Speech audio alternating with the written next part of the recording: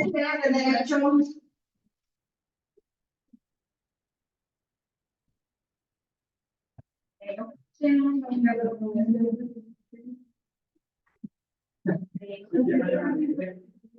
Muy bien, terminamos con el tema, chicos, del derecho subjetivo y hablamos del derecho. Son tres, ¿cuáles son? Sin leerlos.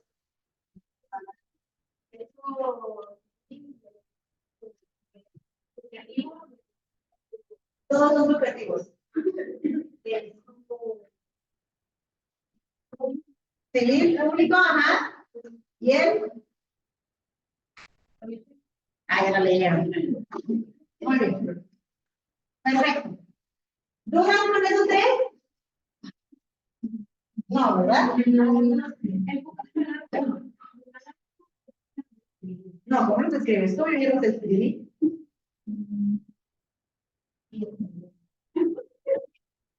Vamos al siguiente tema, chicos. 3.2, el derecho objetivo. El otro es el subjetivo y ahora vamos a ver el objetivo, ¿ok?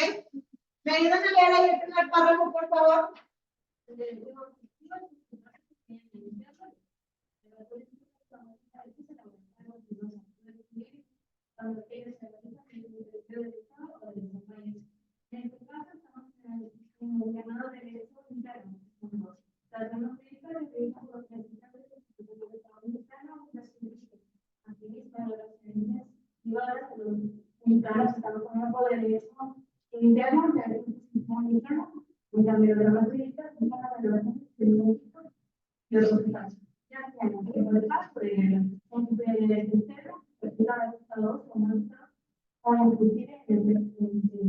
Ok, el derecho objetivo, chicos, se divide en interno y externo, o también se conoce como privado y público, ¿ok?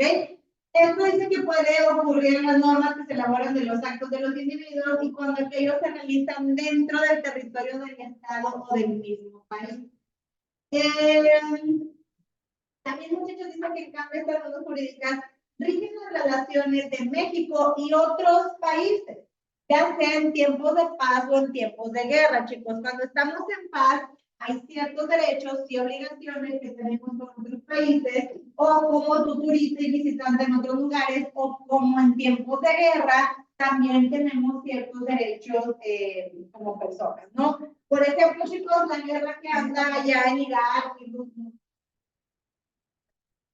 en Rusia con... ¿Quién es otro?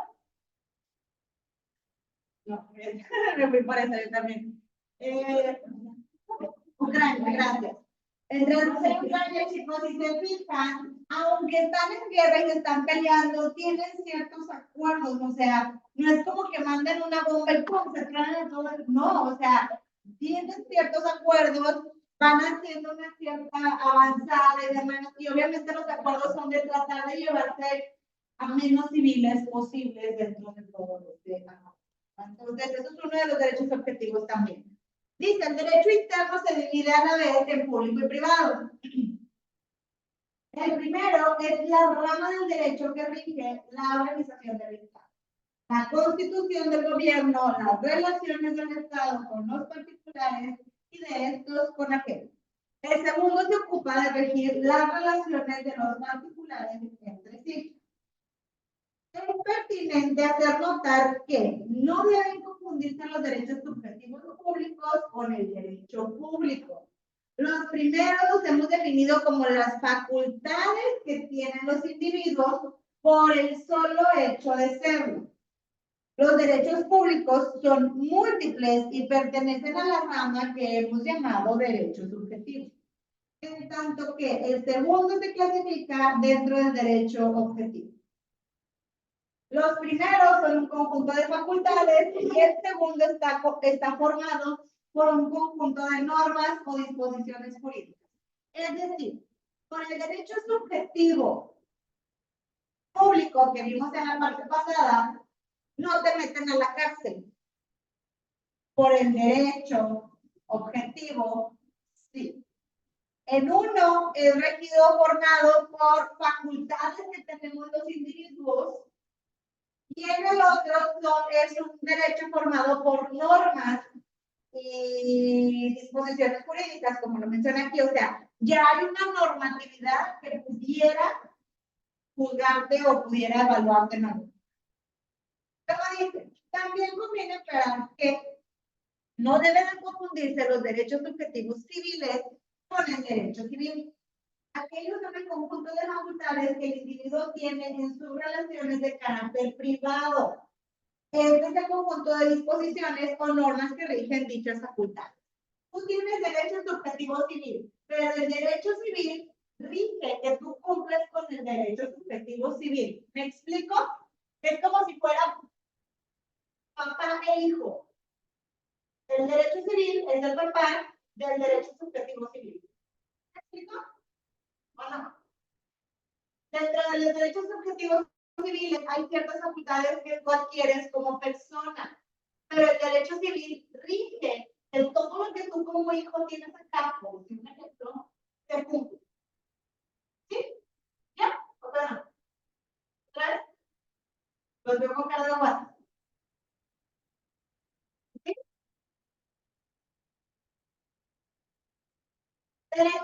Derecho civil. Es el papá. Derechos subjetivos civiles son el hijo o el hermanito. Aquí hay derechos y obligaciones. Este se encarga de que todo esto se cumpla.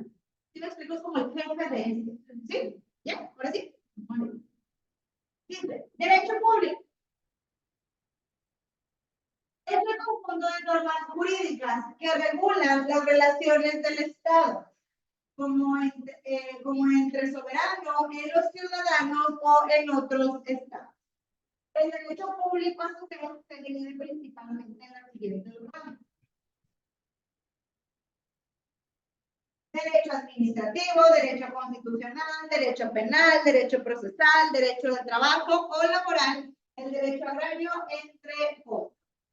Bueno, vamos a ver primero, dice derecho constitucional.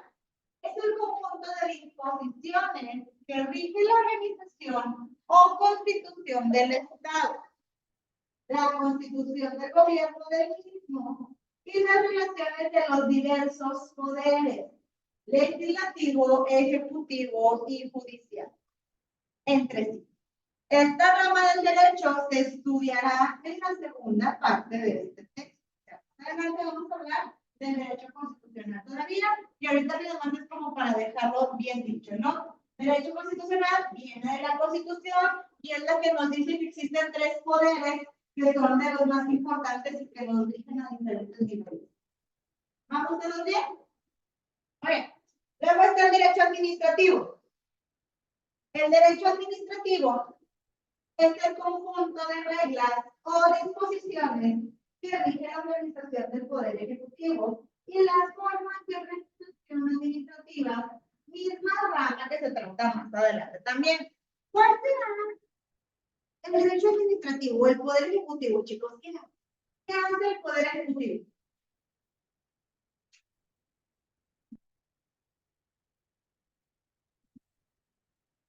No, andas muy lejos.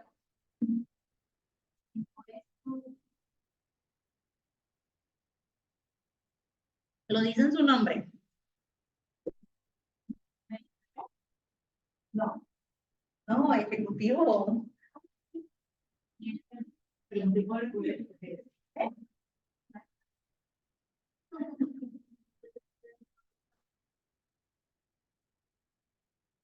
Se encarga de verificar que las cosas, acuérdense que cuando llevan su nombre, que las cosas se ejecuten, que las cosas se hagan. Entonces, dentro de todo el poder administrativo que existe, el derecho administrativo, el poder ejecutivo tiene que revisar que se haga. Es decir, voy a poner un ejemplo. La cuestión de las pensiones para los viejitos que están programadas para pagarse ciertos periodos. Bueno, el Poder Ejecutivo tiene que revisar que se hagan en efecto esos pagos. Que alguien que revise de dónde sale el dinero, hacia dónde va, quiénes lo manejan, bla. O sea, que se cumpla, que se ejecute la obra al final del día administrativamente hablando, para que se dé el derecho. Luego está el derecho penal, dice que es el conjunto de disposiciones que se aplica a los delincuentes por la comisión de algún delito. ¿Cuántos derechos penales existen, chicos? ¿Cuántos castigos existen? ¿Conocen algún abogado así penalista y eso? ¿Y qué les cuenta? ¿No les han explicado nunca? ¿Creen que es un trabajo fácil? Difícil. Es difícil, ¿no? ¿Estamos de acuerdo en que haya castigos para los delincuentes? Pregúntenle a los delincuentes. ¿Verdad? Pero chicos, se supone que si nos regimos bajo este lineamiento, pues debe de haber un derecho, ¿no?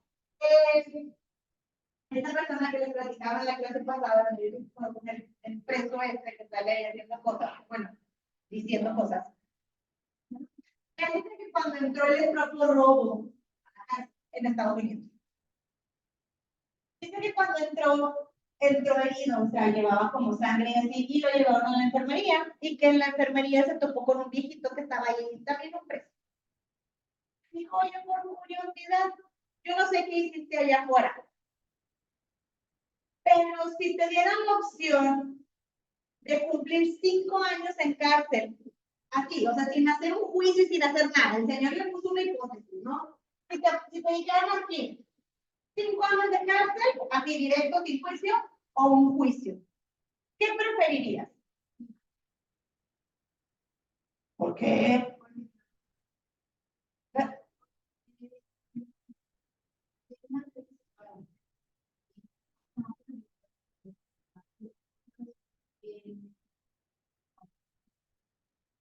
Y aparte, o sea,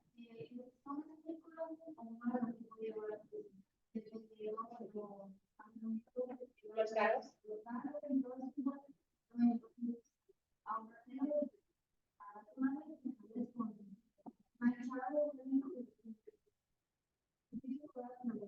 Tu nombre. Ok, ese señor dice que cuando le dijo eso, que él le dijo, ¿estás loco? 5 años de hacerles aquí, no, hombre, si yo no maté a nadie, le dijo, yo no maté a nadie.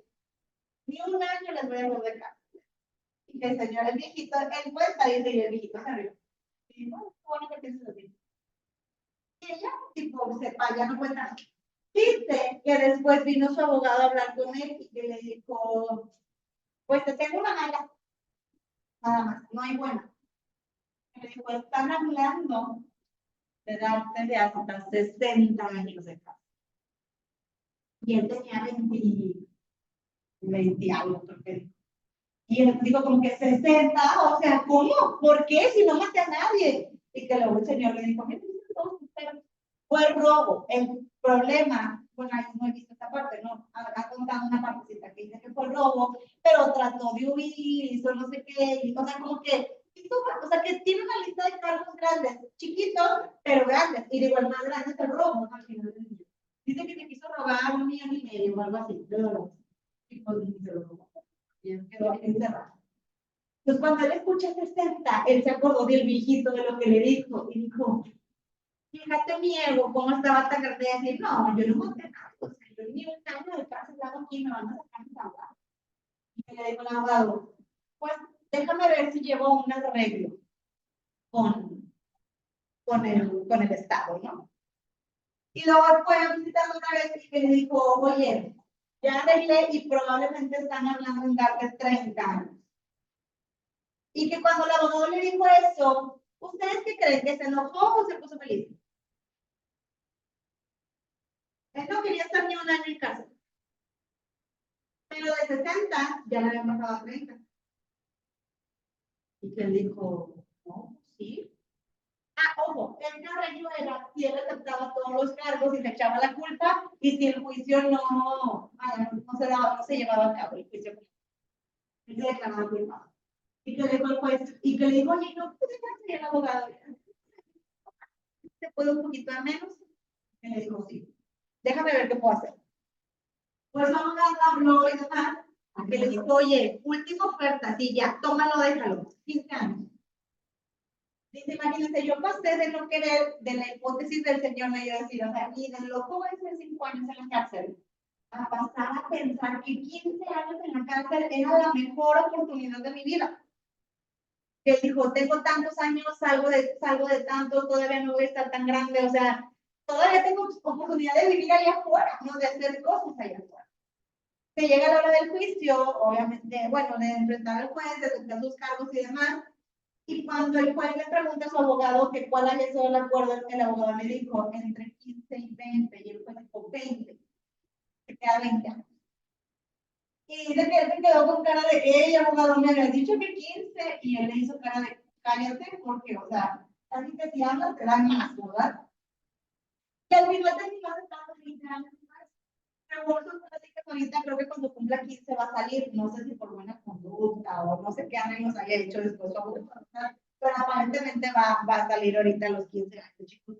Imagínate un robo en Estados Unidos con diferentes niveles de cargos, obviamente, hasta 60 años de cárcel te cuesta. ¿Para qué sirve? ¿Para qué este señor habla eso en TikTok? Sí, en sus redes, creo que hasta tiene un YouTube. ¿Para qué va a hablar? Para que los chavos, no es como que ya vamos a entrar a jugar en total. ¿Qué tanto nos puede dar de cárcel? Hay derechos penales que dicen cuántos son los años dependiendo de los cargos. Tristemente, chicos, a lo mejor en México no se llevan tal cual o con tanta rigidez como lo hacen en Estados Unidos, pero oye, aún así te vas a meter 5, 10, 15 años en prisión, chicos. Y según lo que digo, no ocupamos estar ahí para saber que no es una verdad. Entonces, pues es como la parte de la justicia, chicos, pero para eso está el derecho, obviamente, para aplicarlo a las personas delincuentes. Luego dice el derecho procesal, dice que estas son las disposiciones legales que rigen la organización del Poder Judicial y la forma de hacer promociones ante el mismo poder, ¿ok? Este es el poder en el cual todas las cuestiones legales llegan hacia él y él tiene que hacerlo de manera pública para que todo el mundo nos enteramos de las leyes que existen.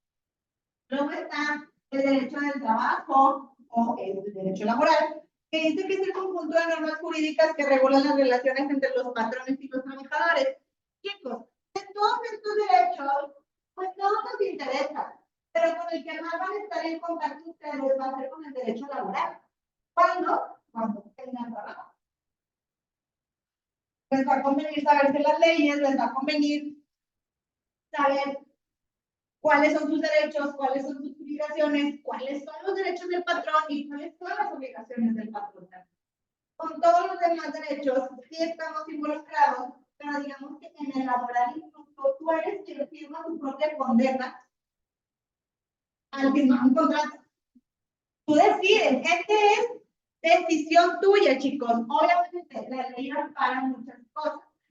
Una de las cosas que AMLO dijo, chicos, que iba a quitar cuando llegara al poder, eran las famosas empresas subcontratadas, o se le conocen como outsourcing. ¿Sí te explica? Es como si yo soy una empresa, bueno, el GAT es una empresa, pero el GAT no me paga alguien más que me contrató otra empresa para mí. Por ejemplo, yo estaba de esta manera en el banco donde trabajaba antes. Yo pertenecía directamente al banco, el banco no me pagaba. Me pagaba una empresa subcontratada por el banco, pero mi nómina salía a nombre de la otra empresa, no a nombre del banco como tal. Esto para evitarse los beneficios del banco, tenerme que dar todos los privilegios que era trabajar directamente en el banco. Y que fue una de las razones por las que al final del día también mi relación laboral, porque a pesar de que ya habían pasado varios años y que ya traía yo la promesa ahí de que se me iba a cambiar y se me iba a cambiar y se me iba a respetar una antigüedad, al último realmente vi que las cosas cada vez estaban más complicadas y no iba a suceder eso. Entonces dije, oye, mi juventud no la puedo desperdiciar aquí. No, ¿no? Entonces, chicos, pero sí es importante que nosotros conozcamos todos nuestros derechos y obligaciones como empleados y también sepamos las del patrón, porque a veces dicen, el patrón tiene una obligación esa, ajá, pero tú como empleado también tienes obligaciones de cumplir con el patrón también. Entonces, ahí hay la balanza está un poquito movida, les digo, ahorita hay muchas, todas las empresas buscan la forma de hacer tranzas, pero también los empleados a veces dañan a las empresas de una u otra manera. Entonces, hay que cuidar mucho esa parte también. Luego dice el derecho agrario. Dice que es un conjunto de normas que rigen la solución de los problemas derivados del reparto e inafectibilidad de tierras y aguas de su dotación a los núcleos de población. ¿Se acuerdan cuando nos faltaba agua, chicos? Bueno, todavía nos falta, ¿verdad? Pero nos faltaba más. Allá por el, ¿qué sería? 23, 22, ¿no? En el 2020, no fue el pasado, fue el año pasado. Que en algún momento dijeron que hay un río en San Luis y que querían tomar agua de San Luis para acá. ¿Están con todo eso? Que se querían traer el agua de este río para acá, obviamente para pues, cumplir acá con las necesidades.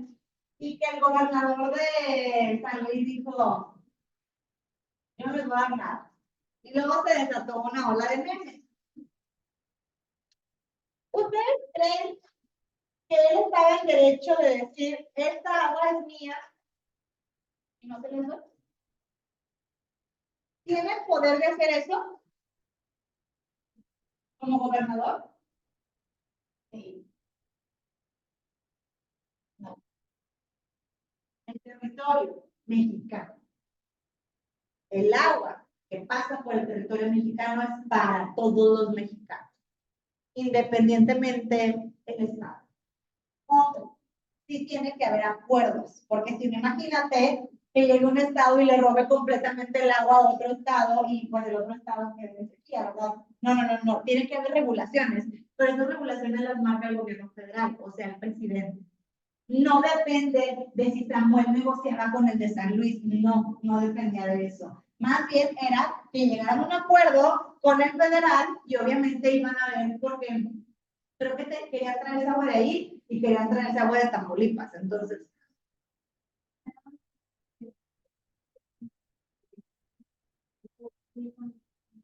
Sí se negó públicamente, pero es como Trump con el muro.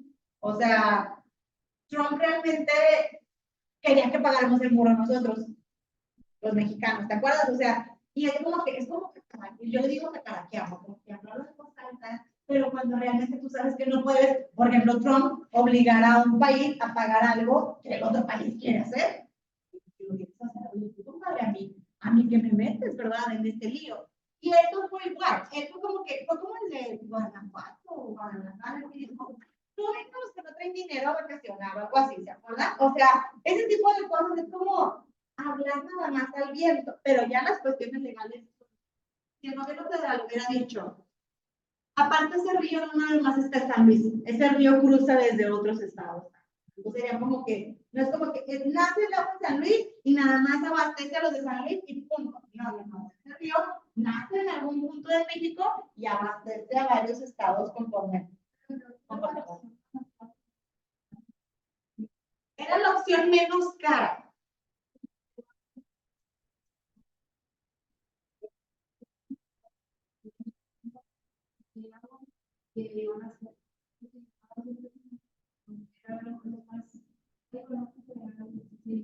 Era pedir, era traértela de otro lado, eso era más económico, evidentemente. También estaba la cuestión de la creación del acueducto 6, creo que le llaman, que se querían traer agua, creo que de Tamaulipas o de uno de aquellos lugares. Y evidentemente, chicos, son lugares que tienen muchísima más agua que nosotros. ¿Por qué? Porque son costas, porque les llegan más huracanes, porque les cae más agua de aquel lado que lo que nos cae acá a nosotros, ¿no? Entonces, aún así, nosotros tenemos un fuerte para mandarle agua a otros estados también. O sea, ahora sí que es un beneficio mutuo para todos los mexicanos. El agua y las tierras, a pesar de que hay limitaciones, siguen siendo para todos los mexicanos.